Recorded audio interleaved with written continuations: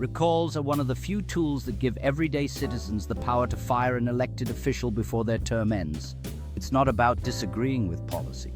It's about accountability when voters believe someone's no longer fit to serve. Here's how the process works. A recall begins with a petition. In most cases, a group of citizens files official paperwork with their state or local election office stating the reason they want to recall an official. Some states require specific grounds, like misconduct or neglect of duty, while others allow recalls for any reason, including loss of public trust. Once that petition is approved, supporters must gather signatures from registered voters. The exact number depends on state law, but it's usually a percentage of the votes cast in the last election for that office, often somewhere between 10% and 25%. For statewide offices like governor, that can mean hundreds of thousands of signatures. After signatures are collected, election officials verify them one by one. If enough are valid, the state sets a recall election date. In that election, voters typically face two questions on the ballot. First, should the official be recalled? Second, if so, who should replace them? If a majority votes yes to the recall, the official is removed, and the replacement candidate with the most votes takes office immediately.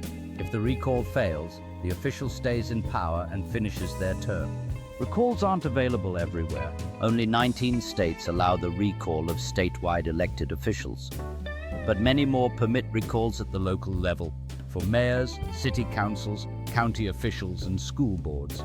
The process is intentionally difficult. Lawmakers designed it that way so recalls wouldn't become a weapon for constant political revenge. But when they do happen, they can reshape political history. In 2003, California voters recalled Governor Gray Davis and replaced him with Arnold Schwarzenegger. In 2012, Wisconsin's Governor Scott Walker survived a recall effort after months of protest. And in 2021, California voters again faced a recall election for Governor Gavin Newsom, but this time the recall failed. These examples show how recalls can act as both a safety valve and a political test. They're rare, but they remind elected officials that their job depends on public trust, not just on winning an election day once every few years. Recalls are a fundamental part of American democracy's checks and balances. They give voters one more way to make their voices heard when they believe accountability can't wait until the next election. This is Straight Wire News. No fluff, just the facts.